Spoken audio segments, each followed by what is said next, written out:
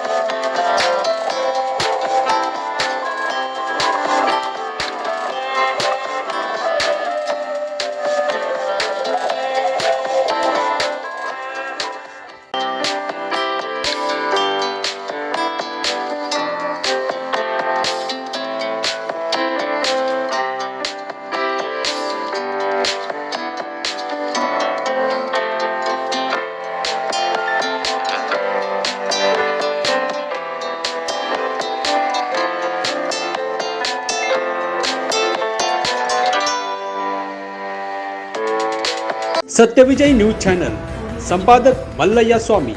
या चॅनलला लाईक करा, शेअर करा, सबस्क्राईब करा।